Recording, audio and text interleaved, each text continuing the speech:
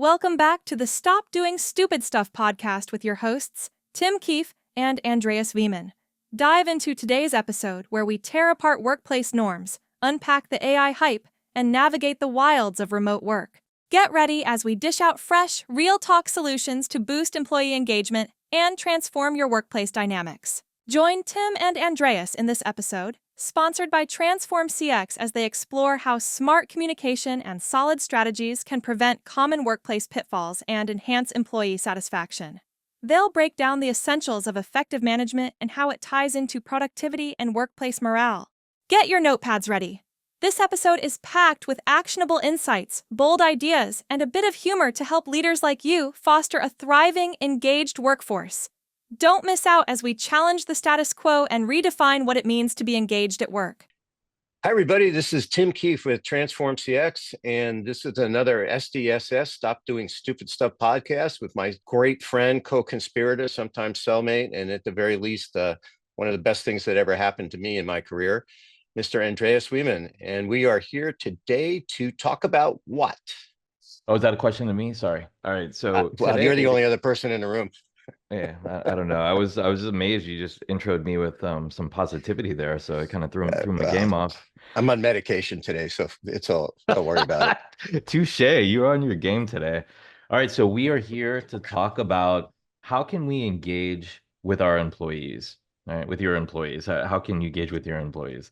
And so there's a lot of different activity that's going on because there's quite a bit of variability that's been introduced into the ecosystem. And there's a ton of hype around AI, obviously. There's a ton of talking points and centricity around, should we stay remote or should we go back to return to office? And then what are the reasons we should go back and what should we do? What did we do before we went to virtualization? And so all of these concepts are kind of out there in the ether right now. And they're all predicated. I think we kind of want to say they're all predicated on the failure or success of the people, whether it's the executives who are crafting the strategy and the rationale for why the decision is being made, and then communicating that effectively to the people that ultimately need to be able to clearly understand why and what, so they're as productive as possible. And I think I like quoting the Gallup survey around employee engagement, which the global employee engagement level was around 30%. So I think if anybody, whether you're a publicly traded company or a nonprofit, if you had a 30% adherence to what your hypothesis was, what your outcome was, everybody would probably be looking and being impacted and fired for that. It's not a good number, right? Well, I mean, it's often in many companies one of your biggest line items in your budget, right, which is your labor cost. Yeah. And to find out that your labor cost is only really delivering 30% of what you anticipated, that's pretty terrible. I don't think anybody expects labor costs to, well, actually they do. Right. I take this back. I was about to say nobody expects labor to deliver 100% of what I hired people to do. But in fact, you actually have companies that their expectation is, as they used to say all the time, 110%. I don't know what that means, but they say it all the time. Yep. And you're like, okay, but let's think about that. Even in my generation, boomers, which I think we were much more coin operated in a way. And it was, a different working environment. But you look at that, even then, I mean, we had the expression retired in place. I worked in many large organizations where it was an open secret who the people were that were there just to do the minimum to get by. They were just on their way to retirement. And this is in the day when companies had pensions. And, I'm talking about telecommunications companies. I'm talking about some of the largest banks in the United States, and open secret. Oh yeah, so-and-so, don't ask them to do anything, or they'll show up for a meeting, but they won't engage. They're happy to fill up their calendar with meetings. In fact, how many times have you and I talked about, this concept of people are all like, yeah, I'm fully busy. I'm fully engaged. Look at my calendar. I've got 7.5, 10 hours of meetings a day. I must be busy. And that's their justification for, and then you go, yeah, but well, they got away with it, though. That was the thing. They got away with it. So is it accepted behavior that was replicated, in the organization? Well, and the answer is they did get away with it. And, look, I've been there. you join a meeting and there's 30 people on a conference call, particularly when it's like big stuff like projects or whatever. Right. And you go, oh, okay, that's a lot of people for, a 2 hour long conference call where really all we're doing is identifying, the first 15 tasks on a project and who's going to own them, which I think could have been an email, but ends up being a big conference call because nobody answers emails. And then you're like, oh, okay. And during that meeting, how many people talked? Two or maybe Yeah, three. exactly. And then remember, you and I had this conversation about a year ago when suddenly all of these AI note-taking tools started to get populated into meetings. And I remember it was fun to actually go in and look at the metrics on the meetings. Yep. And it would say, and of course, the argument would be Tim talks too much and maybe talks too fast because there would be a percentage of time and words per minute, which I was like, oh, this is kind of terrifying. I don't want my obvious problems to be pushed back in my face. But, the point being here is that we enabled this kind of participation at no contribution. And that also leans into where we've been talking about in the last, I don't know, dozen podcasts about what are we measuring? We keep hearing about return to office. Okay, then that led to coffee badging, which was come in, badge, go have a cup of coffee with whoever was there, chill out for an hour, and then leave and go home. Well, oh, we can't have that. So we've got to make sure that there's a badge in at 8 and a badge out, at 5 or in that time frame, and you get the right number of hours that you were in the building. And you're like, okay. And then I think the last podcast we even mentioned it, Logitech had some tools that were all about space monitoring, where they're counting the number of bodies in a room and how often they're in the room and how much moving around they're doing. Yeah, they're doing all of these things to measure, which I'm actually an advocate for, by the way. If anyone's listening to the prior podcast, I'm all an advocate for measuring, but they're measuring the wrong things. They're doing all Right. this work, and then they sit back and, the executives in the organization will see the P&L and they'll be like, why are we improving? Why is our bottom line, reducing Right. as we're investing in more people and technology? And we spent 10% of our budget on AI this quarter. Why is AI not working? And then they go talk to the quote unquote, I'm doing my air finger quotes here, AI team. It's just it's comical to sit back and watch, but it's not, because it's impacting so many people. And that's where I think we're trying to say we try to give practical tips on what you can do Right. now, whether you're an Right. executive or you're a frontline manager or just an employee. Like, what are those things that you can do to Well, make sense of all of the ambiguity that's out there right now?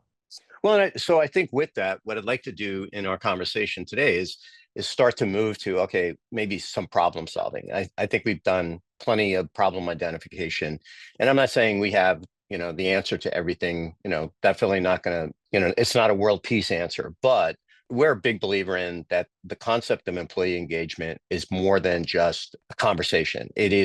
There's a structure to it. And what Agreed. are the structures that make up effective employee engagement? Because again, a couple of years ago, actually working with you and with the company you were at the time, I had the opportunity to do a bunch of focus groups. And I'm not saying this is true for every other company, but I've read a lot of studies and it's pretty consistent. There may be 3 things, there may be 5 things, there may be 7 things that drive employee engagement, but it was some pretty consistent underlying things. And the 3 things that were in the teams that I interviewed, and they were global, right? So it wasn't like, oh, this is a North American issue, but I interviewed teams in Europe, Africa, Asia, and North America. And those teams, at least, and now I'm talking about contact center agents. So I'm not going to say this is universal, but again, if you look at the studies, you'll see some consistencies here. There were 3 drivers for employee engagement or employee dissatisfaction, depending on how you ask the question. Number 1 was compensation. And everybody goes, oh yeah, well, everybody wants more money. I want more money. True. But what was interesting is that even though that's true, what they were really trying to get at was, I want to have the opportunity to have my performance influence how much I get paid, which I thought was fascinating. Here's somebody who's actually saying, oh, I don't want my performance tied to my pay. I want to be able to just sit here and be be a lump on a log and get paid. These were Right. people that almost universally were like, hey, if I work harder and I deliver more, whatever those are, right? Answering more calls, delivering higher levels of satisfaction, solving more problems for clients, resulting in more sales. can I get comped better for that? So that idea of performance-based pay was really fascinating.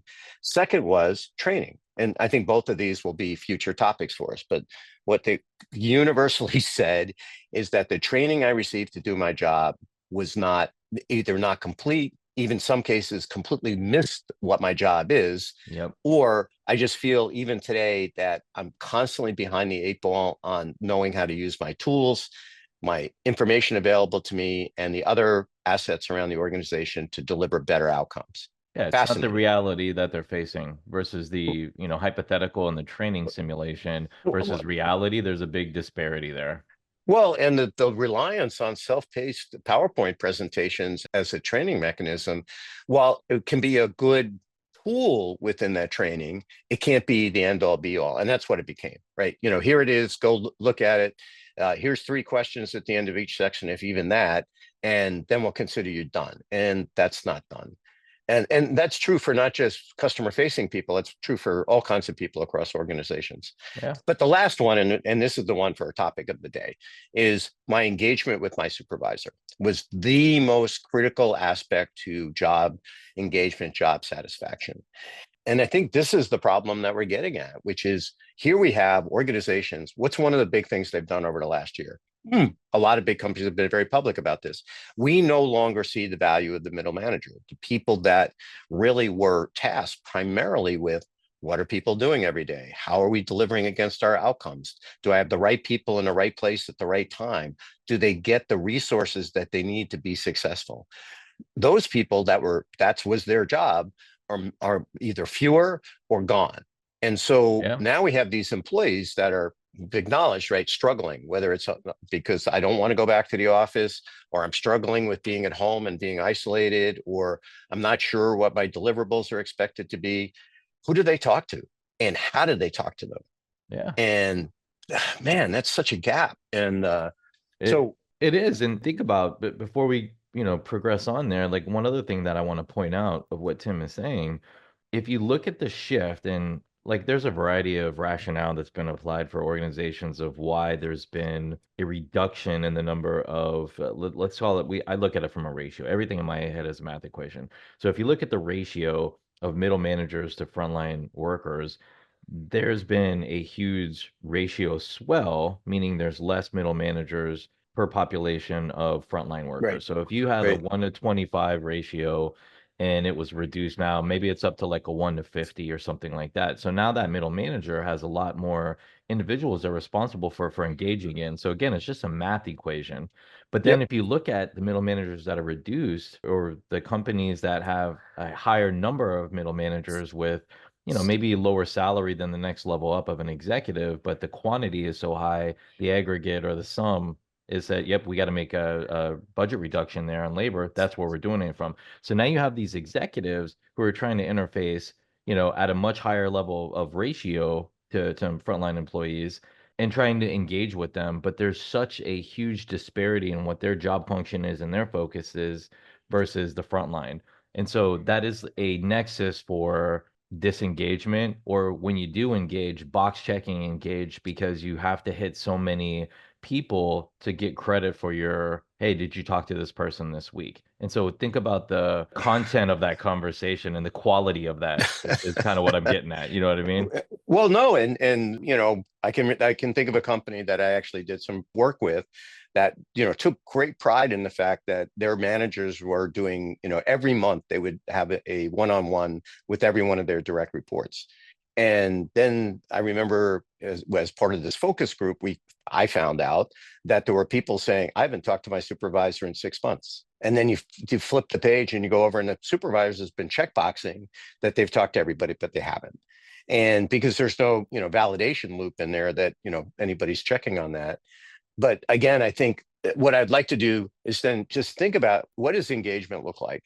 And, I'm going to be just to put all our cards on the table. So one of the things that we at Transform CX do is part of one of our practices is employee experience, and we have a metric and we have a tool that we have in the marketplace. It's called BalanceWise IQ. I'm not here to sell that. It's a great tool. I think there are a variety of ways to do employee engagement, and that's what I'd like to talk about. If you want to talk more about our tool and how we approach it. Love to have that conversation. Join us at Transform CX. In fact, in essence, they're the sponsor for today. But let's talk about employee engagement and what that means and how it goes. And as we talked about in other times, many of our listeners already know that I used to be in the maritime industry, and maritime industry is very fascinating, right? And even more so back in the 70s and 80s when I was actively involved in it. We didn't have GPS, we didn't have internet on ships. Once the ship took off, got outside of radio range, which was surprisingly quick, you were, other than for telegraph, and we used to have a radio operator on the ship, and they used to use Morse code to send and receive telegraphs to get orders for the ship, et cetera. That's all you knew about what was going on in the world. So it became a very closed environment. And the ships I worked on were generally, less than 40 people in a crew. And it was a very distant expression that goes back probably thousands of years in that industry, which is when the crew is bitching. In other words, they're offering their opinions and complaining. Things are good. When the crew gets silent, that's when you got to worry. Something's brewing. Something's brewing. And usually that means they're not talking to you, but they're still talking to each other. And that's when we used to say that the mutiny is on the horizon, right? And so the point that we're saying here is that you don't have to agree with people. You don't even have to, allow them to have that channel, that ability to offer their opinion. Not saying that you have to, every opinion is a great opinion, but give them the opportunity to offer it up. That will also start to tell you who is in your workforce in terms of their personalities and their capabilities, because out of that, you'll get the people who are the natural leaders, or you can call them, whatever, troublemakers sometimes, but sometimes those troublemakers are actually your natural leaders, and they can be very fascinating if you can get them to see that you're both on the same page, what can happen in an organization. But I think, and I'm going to offer up what I'm going to call the 3 legs of employee engagement. So just a quick second, but the first piece is the ability to listen. Do you have a channel that allows people to offer a way where they feel safe in saying how they feel about what's going on at work? And that's really important, because they have to be protected from retaliation. Retaliation that's emotional or uninformed is completely unacceptable. That is bullying. You have a problem in your organization if retaliation is allowed to happen. So you have to have the ability for people to listen. The other thing too, it has to be a channel that people are effective in. Like we go back to that, every month I'm going to talk to every one of my direct reports. Well, one thing we've learned is that particularly with the millennials and Gen Z, and even more so Gen Z and Gen A, is they are much more comfortable engaging in digital conversation than in a face-to-face conversation. Yep. And I know this from direct experience. I had an amazing, probably one of the most amazing people that I've ever worked with, one of my direct reports, and we were doing weekly pulse check, a survey with them as a listening post. And guess what? She was really struggling. And yet I was talking to her every day, and she was not bringing any of this up to me in our conversations. But in the weekly pulse check, she felt more comfortable to put that information into play.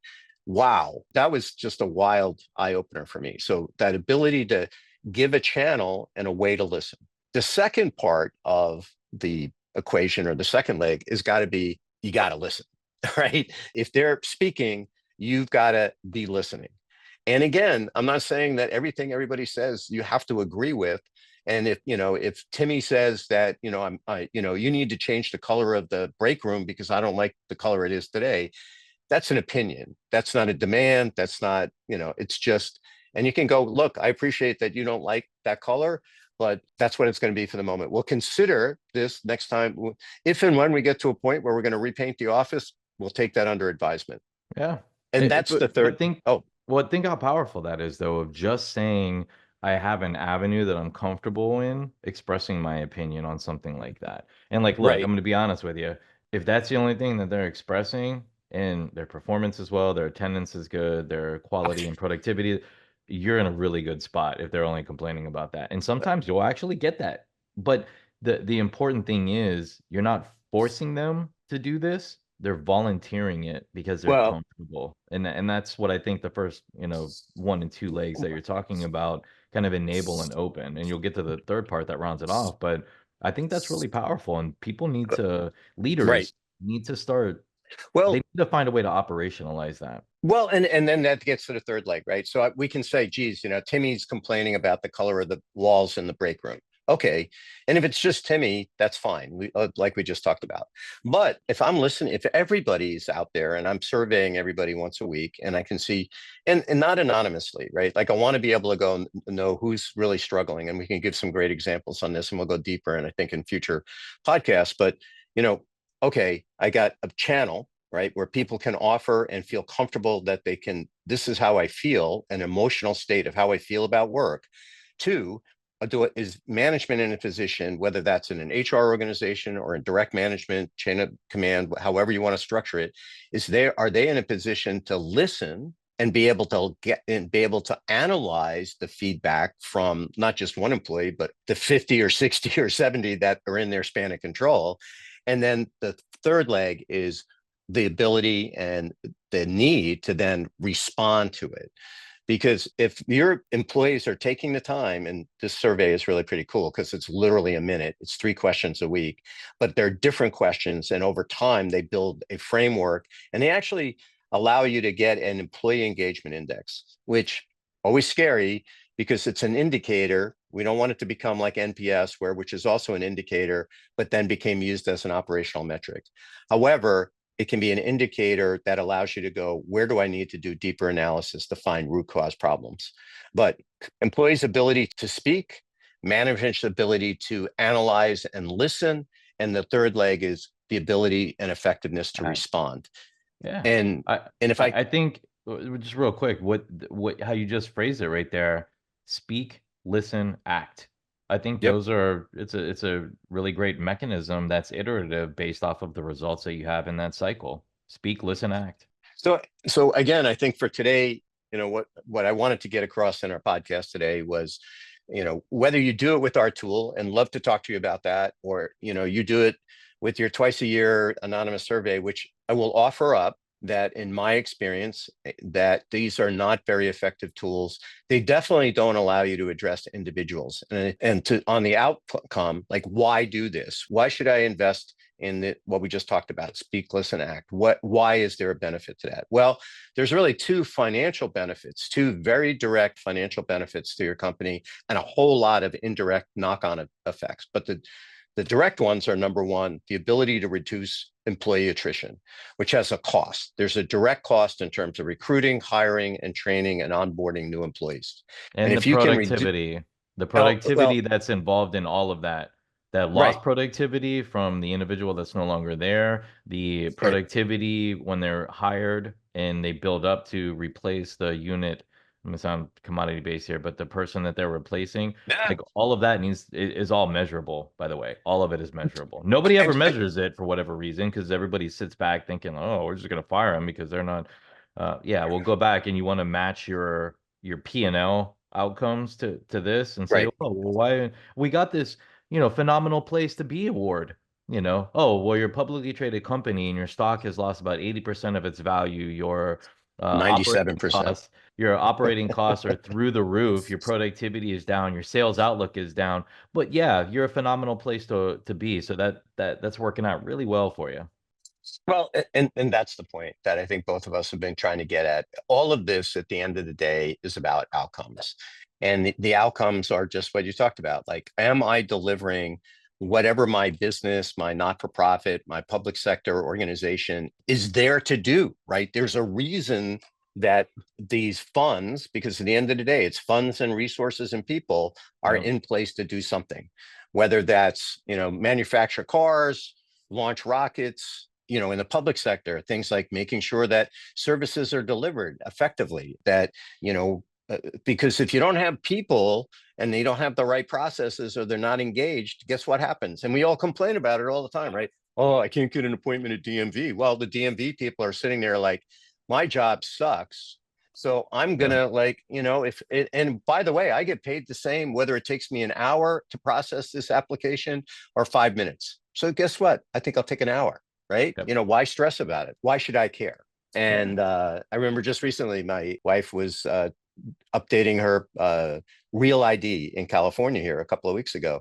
She went through the whole process, had an appointment, gets there, and guess what? With an appointment, it was a 3-hour wait. With an appointment. If you showed up without an appointment, you just stood in line for the whole day and then went home and never got anything done. And I'm not trying to pick on the employees of the organization at DMV. They have, again, crappy resources, understaffed, and they're not really like getting any kind of engagement to be better or even provide feedback on how they could be better because they're completely out of the loop. So again, I think the 3 legs, and I like the way you put it, speak, can people speak? Listen, are you listening and analyzing? And then are you acting or responding? And I'll go back to my break room color, right? Like one person saying, hey, I hate that color, it sucks. But now if everybody or a significant portion of the group said, yeah, I find that color really unsettling. And I don't know if you've been in rooms like that, but sometimes paint schemes can really get to you after a time. If enough people are annoyed, giving you feedback, this is really bugging them, change the paint, like that'd be a no-brainer. Go spend $10,000, repaint the room in a color that's probably more calming and more effective. If that is going to allow you to improve your engagement from 15% to 60% because one, you listened and the environment is now calmer, that's a no-brainer, right? I'll do that all day, every day. And you and I, we have this opportunity with other things. Sometimes, your teams, what excites them, right? Because sometimes, and we'll use an internal example. Our team here at Transform CX put a tremendous amount of effort into a year-end celebration. And I remember having this conversation with one of the executives saying, and he came to me and said, why are we spending so much time on this event? And my response was, it excites people. And it was like, but it doesn't sell anymore. And I said, yes, not directly, but by people feel that if they're in an organization where they can do things that they find exciting, engaging, guess what? It shows across everything they do. Exactly, the level of productivity and effort. Like the effort is the big part, whether it's a volunteered effort or it's a forced effort. All of that is measurable. And if you allow them to speak, you listen to them, and then you reciprocate with the action so they see you're listening. I'm telling you right now, the level of productivity and engagement that's going to drive in your organization is going to be off the freaking charts. Your break room example, most companies will say, well, we got to paint the break room because the walls are dirty and the, janitorial staff that's responsible for cleaning them, it would be more expensive to do that. So let's go buy the cheapest color. And like, that's in reality, that's how decisions are made. So if you listen to something that's innocuous, like, oh, 10 people in my 50 people company made a comment about the break room, and then you actually go act and change that.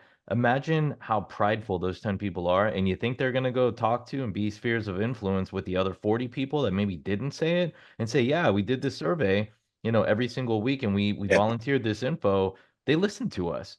Go look at the level of productivity and engagement and outcomes productivity that occurs from that, and start using that as a test bed, A/B testing to move forward. But figure out how you work it into your business plan and execute on the strategies you need to achieve. All of it is cohesive if you're not lazy.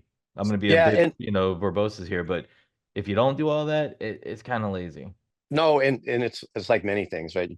You can't do it halfway. You got it. If you're going to listen, if you're going to put the energy in, whether it's a suggestion box on the wall, remember those, or it's a digital suggestion box, or it's something as formal as the pulse check or even the annual survey, right? Like I hate the annual surveys because there'd be like 150 questions. It's all anonymous. You do it twice a year. A third of the people that actually answered the survey are probably gone by the time anybody's done any analysis. So how do you know that survey is even reflective of the current situation? And then even worse, what are you going to do about it? Oh, we're going to form a committee. We're going to identify the top 5 issues. We're going to put together response plans.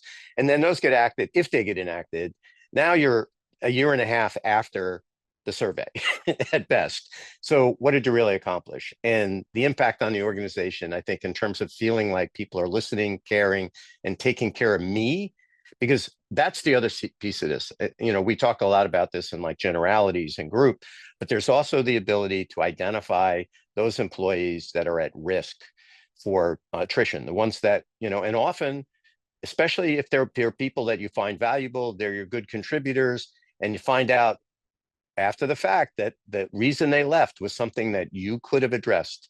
that's pretty terrifying. And, you know, exit interviews, complete waste of time. I mean, I know why we do them, but most people are like, yeah, I don't have any issues. Because why? What's in it for them to tell you what the real problem was? Exactly. Nothing. In fact, Exactly. there's a risk for them to say what the problem was. They just want to say, pay me my final paycheck and allow me to walk out the door quietly. And if anything, don't disparage me to my future employers. That's the most thing people ask for. So, you know, Exactly. anyway, obviously something we have a lot of passion about. We could go on for hours.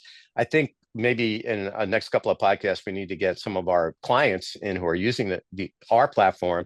And if there are other people out there that are using different tools or have different opinions about the annual surveys or different ways to approach this, we'd love to engage with you. And if you're really in a very positive way, I'd love to have you on as a guest because we like the conversation and we learn. We know better than to think we know everything. Well, Andreas knows Well, speak everything, for but yourself. Yeah.